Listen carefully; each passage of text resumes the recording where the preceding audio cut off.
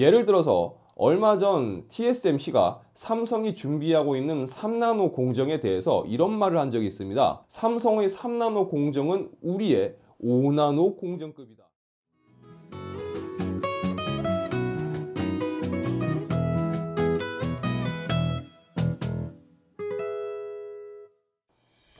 올라 러비다 톰이다.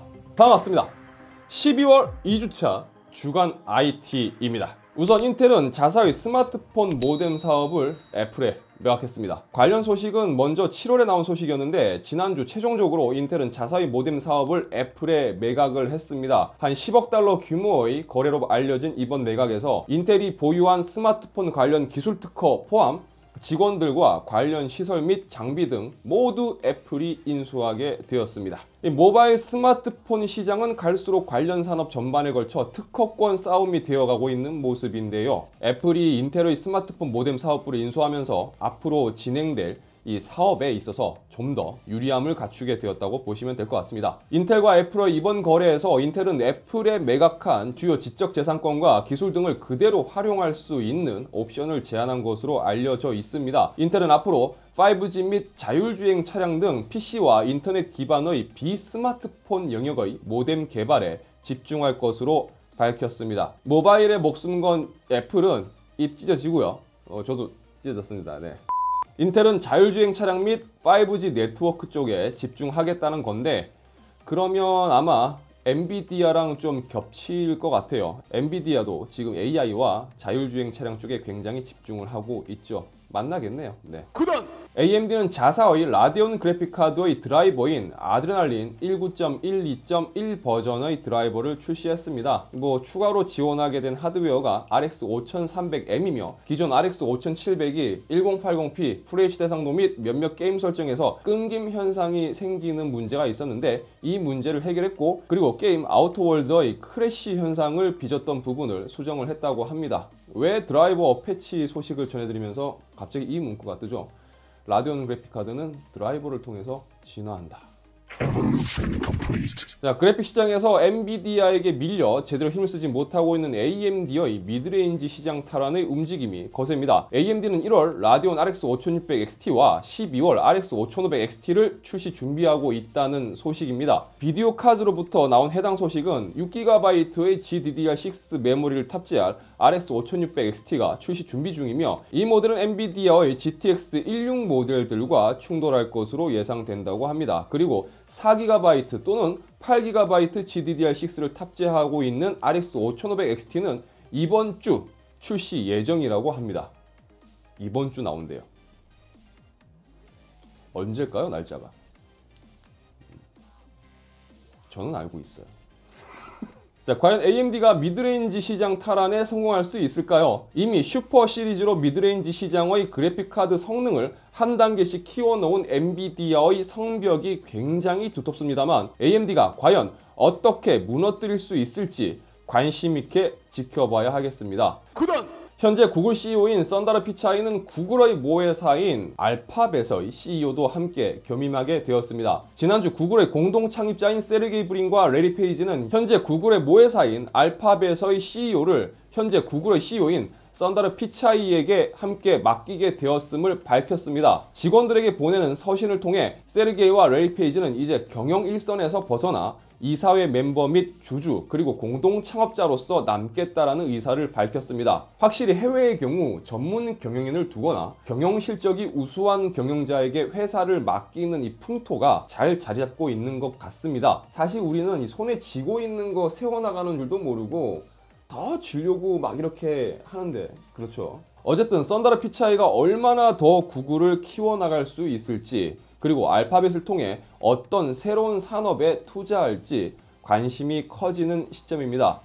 자, 미래의 주요 산업은 AI일까요? 엔비디아도 현재 AI를 주요 사업으로 삼고 있고 또 다양한 회사들이 AI 인공지능 사업에 열을 올리고 있습니다. 그런데 인텔도 같은 생각인 것 같습니다. 인텔은 인도의 인공지능 칩 개발사 하바나랩스 인수를 위해 협상을 진행 중이라고 합니다. 현재 인수 예상 금액은 10억에서 20억 달러인 것으로 추측되고 있고요. 만약 인수에 성공을 하게 된다면 인텔은 자율주행 차량 개발에 좀 더 다가가 다가가게 될 것 같습니다. 2017년 인도의 자동차 칩 제조회사 인수 후 이제 AI 칩 제조 회사의 인수 시도까지 하고 있는 거죠.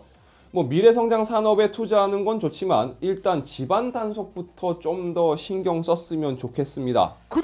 자, 방금 인텔 소식을 전해드렸는데 지금 전해드릴 소식을 또 들으시면 모양새가 조금 그렇습니다. 지난주 주간 IT 소식에서 인텔의 공급량 부족으로 인해 고통받고 있는 델 이야기를 전해드렸었는데요. 델은 인텔의 공급 부족으로 인해 4분기 매출에 영향을 받았다고 밝혔었는데요. 야후 파이낸스를 통해 공개된 내용을 보면 델은 35년 동안 인텔 CPU를 메인으로 사용해 왔는데요. 하지만 델은 이미 최근에 6% 가까이 감소한 소비자 PC 판매가 인텔의 공급 부족 때문이라고 생각하고 있는 것 같습니다. 인텔의 공급량 부족은 2020년에도 해결이 어려울 것으로 보고 있습니다. 그에 따라 AMD 쪽으로 점점 눈을 돌리고 있는 것으로 보인다고 합니다. 특히 인텔과 거래하는 업체들이 인텔의 아웃소싱에 예민하게 반응하는 만큼 TSMC 혹은 삼성 같은 업체의 아웃소싱 이야기가 나오는 것에 대해서 썩 좋은 반응은 아닌 것 같습니다. 어쩌면 삼성 아웃소싱 소식이 나왔을 때도 인텔 측에서 사실무근이라고 빠르게 해명한 것도 우리가 생각하는 국뽕스러움을 떠나 인텔의 고객사들이 인텔의 아웃소싱에 대해서 꽤나 부정적인 시각을 가지고 있는 것은 아닐까라고 예상해 볼 수 있는 부분이기도 합니다. 최근에 다시 부각된 내용 중 인텔이 14나노 생산량 확보를 위해 H310 칩셋을 22나노 공정으로 전환한 부분도 다시 회자되고 있죠. 어쨌든 인텔은 2020년에도 뚜렷한 해결책을 제시하지 못하고 공급량에서 여전히 부담을 안게 된다면 주요 고객사를 잃게 되는 건 아닐지 우려됩니다. TSMC가 공정 싸움에 집중을 하고 있습니다. 대만의 디지타임즈에 의하면 TSMC는 2020년 상반기 중에 5나노급을 생산할 예정이며 2022년에는 3나노급 칩의 생산에 들어갈 것이라고 했다고 합니다. 그래요.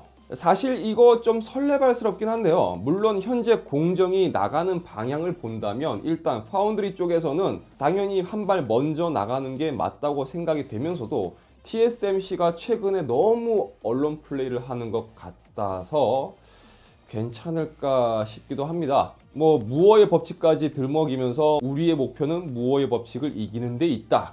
이런 식으로까지 언론 플레이를 하고 있는데, 그런데 이미 TSMC가 이야기하는 공정 표기가 그저 마케팅일 뿐이다. TSMC는 마케팅을 통해서 장사를 정말 잘하는 회사다 라는 이야기도 나오고 있습니다. 이 파운드리 쪽에 ITRS와 IRDS라는 표기 표준이 있는데 그럼에도 업계 표준 규격이라고 부를 수 있는 게 아직까지는 없다고 합니다. 이건 저보다는 관련 전공하시는 분들이 더 잘 아시겠죠. 만약에 잘못된 내용이 있거나 보충할 내용이 있으면 댓글로 남겨주세요. 결국 반도체 공정, 이 나노미터 표기가 하나의 기준이 정해진 게 아니라는 겁니다. 그래서 결론은 지들이 부르고 싶은 대로 부른다는 거예요. 왜 TSMC 소식을 전하다가 갑자기 공정 표기 이야기를 드리느냐면요. 제가 느끼기에 TSMC가 좀 요새 심해요. 요즘 나오는 소식 보면 그냥 우리는 최첨단의 공정을 향해 너희들과는 전혀 다른 넘사벽의 영역으로 가고 있어. 이런 느낌을 주고 있는데 이게 좀 도가 지나친 것 같다는 거죠. 예를 들어서 얼마 전 TSMC가 삼성이 준비하고 있는 3나노 공정에 대해서 이런 말을 한 적이 있습니다. 삼성의 3나노 공정은 우리의 5나노 공정급이다. 자, 반대로 이야기를 해보면 현재 TSMC가 자신들의 6나노 공정이라고 부르는 건 오히려 현재 7나노 공정에서 7나노 플러스라고 하는 공정, 그러니까 좀 더 공정이 세밀해지고 밀도가 올라간 EUV를 사용한 7나노 플러스를 실질적으로 6나노라고 명칭을 했다라는 이야기도 있습니다. TSMC가 주장하는 7나노는 산업 표기상으로 봤을 때는 10나노급, 또한 그들이 말하는 5나노는 산업 표기상으로 봤을 때는 7나노급과 같다고 하는 주장도 괜히 나오는 건 아니라는 생각도 듭니다. 이 결론은 TSMC에서 말하는 5나노 3나노는 마케팅의 색상이 너무 강하기 때문에 결론은 제품이 나와봐야 알 수 있다는 거죠. 어떻게 본다면 더 이상은 저 나노미터 공정보다도 제품이 어떻게 나오느냐가 더 중요하다고 보여집니다. 사실 여기서 인텔 커버 쳐줄 생각은 없는데요. 이미 7나노, 5나노가 이야기 나오는 판에 인텔의 10나노는 좀 한물 간 거 아니냐라고 할 때 인텔 10나노를 지지하는 분들의 입장이 사실 방금 말씀드렸던 이겁니다. TSMC에서 말하는 7나노 공정이 인텔이 준비하고 있는 10나노급 혹은 그보다 못하다라는 주장들 말이죠. 자, 제발 부탁인데 뭐든 좀 통일합시다. 이 규격 같은 거 아주 그냥 혼란스러워요. 뭐 이런 식으로 하게 되면은 뭐 저도 그냥 얘기하면 되는 거잖아요. 예. 저는 1나노입니다. 자, 한 주간 주요 IT 뉴스를 정리해서 전달을 해드렸습니다. 뭐 차차 정리가 되는 대로 2020년부터는 하드웨어 소식과 또 모바일 등 좀 더 디테일하게 분류를 해서 전해드릴 예정이니까요. 나는 이런 거 관심 있는데 왜 이 소식은 빠졌지? 라고 아쉬워하지 마시고요. 좀 더 보강해 가도록 하겠습니다. 영상이 유익하시다면 좋아요와 구독 그리고 알람 설정 부탁드리겠습니다. 저는 다음 영상에서 다시 인사드리도록 하겠습니다. 시청해 주셔서 감사합니다. 지금까지 아토였습니다.